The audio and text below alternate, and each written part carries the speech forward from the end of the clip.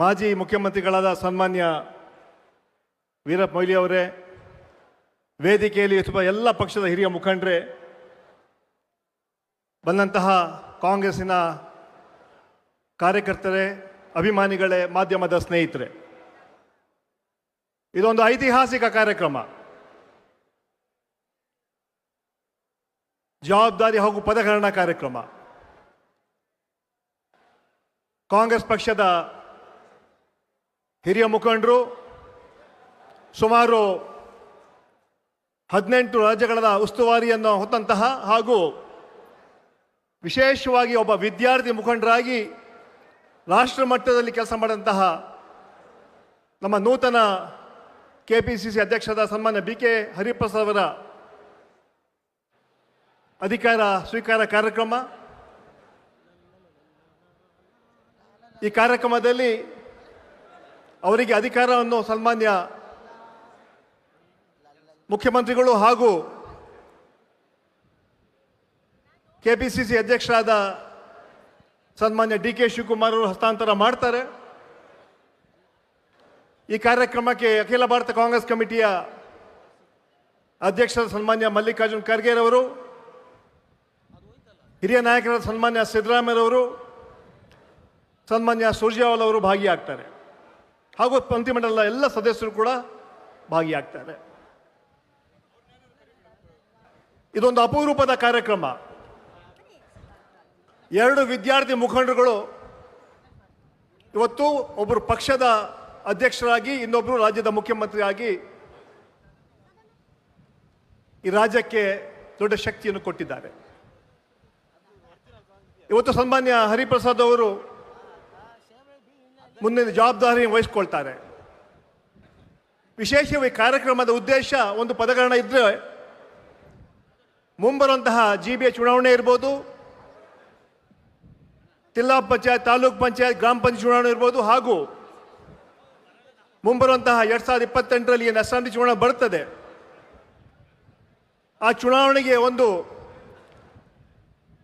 ರಣನೀತಿ ಹಿನ್ನೆಲೆಯಲ್ಲಿ ಇವತ್ತು ಈ ಮಹತ್ವವಾದ ಸಭೆಯನ್ನು ಇವತ್ತು ಆಯೋಜನೆ ಮಾಡಿದ್ದೀವಿ. ಕಳೆದ 3 ವರ್ಷದಲ್ಲಿ ನಮ್ಮ ಸರ್ಕಾರ ನುಡಿದಂತೆ ನಡೆದಿದೆ. ಸರ್ವರಿಗೂ ಸಮಪಾಲು, ಸರ್ವರಿಗೂ ಸಮಪಾಲು ನಮ್ಮ ಸಂಕಲ್ಪ. ಈ ರಾಜ್ಯವನ್ನು ಸರ್ವ ಜನಾಂಗದ ಶಾಂತಿಯ ತೋಟ ರೀತಿಯಲ್ಲಿ ಕೆಲಸ ಮಾಡ್ತಾ ಇದ್ದೀವಿ.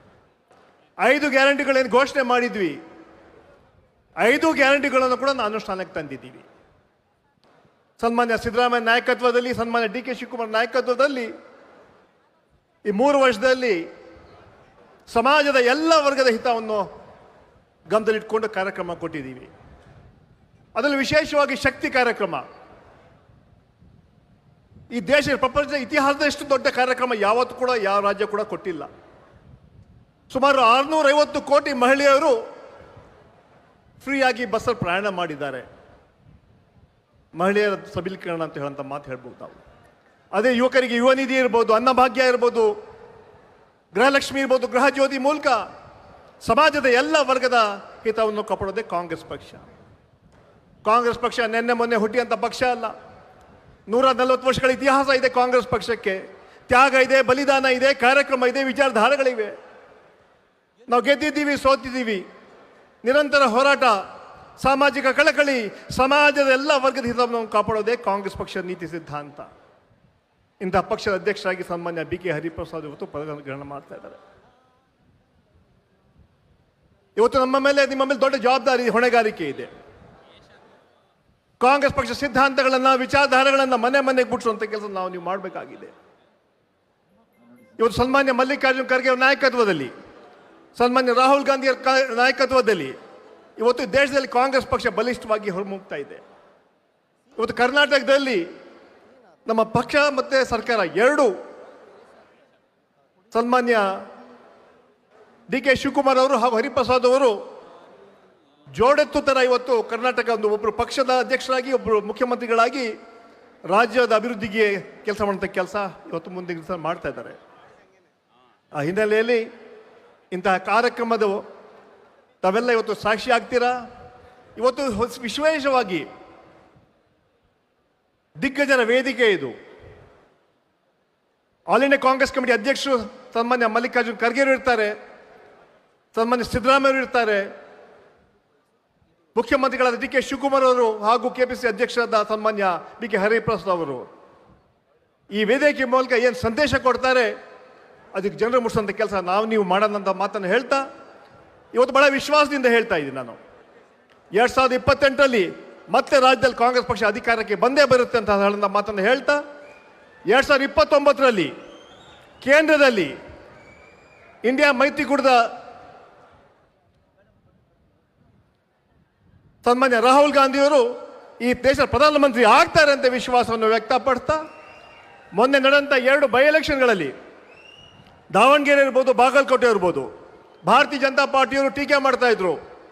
ಈ 2 ಚುನಾವಣೆಯಲ್ಲಿ ಕಾಂಗ್ರೆಸ್ ಸೋಲ್ತಾರೆ, ಬಿಜೆಪಿ ಗೆಲ್ತೀವಿ, ಅದೇ ದಿಕ್ಸೂಚಿ ಹೇಳಂತ ಮಾತನ್ನು ನಾವು ಹೇಳಿಲ್ಲ, ಇದೇ ಭಾರತೀಯ ಜನತಾ ಪಾರ್ಟಿ ಹೇಳಿದ್ರು. ಜನ ಇವತ್ತು ದಿಕ್ಸೂಚಿ ತೋರಿಸ್ತಿದ್ದಾರೆ.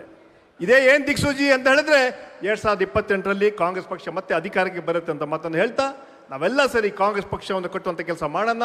ಇವತ್ತು ನಾವು ಗೆದ್ದಿದ್ದೀವಿ ಅಂತ ಬೀಗಬಾರ್ದು, ನಮ್ರತೆಯಿಂದ ಪ್ರಾಮಾಣಿಕವಾಗಿ ಜನಸೇವೆ ಮಾಡೋಂಥ ಕೆಲಸ ಮಾಡಬೇಕಂತ ಮಾತನ್ನು ಹೇಳ್ತಾ ಮುಂದೆ ಬರುವಂತಹ ಜಿಲ್ಲಾ ಪಂಚಾಯತ್, ತಾಲೂಕ್ ಪಂಚಾಯತ್, ಗ್ರಾಮ ಪಂಚಾಯತ್, ಕಾರ್ಪೊರೇಷನ್ಗೆ ನಾವೆಲ್ಲ ಸಜ್ಜಾಗಿ ನಮ್ಮ ಕಾಂಗ್ರೆಸ್ ಪಕ್ಷದ ವಿಚಾರಗಳನ್ನು ಜನರಿಗೆ ಹೇಳೋಂಥ ಕೆಲಸ ನೀವು ಮಾಡೋಣ ಅಂತ ಮಾತನ್ನು ಹೇಳ್ತಾ ನನ್ನ 2 ಮಾತುಗಳನ್ನು ಮುಗಿಸಿ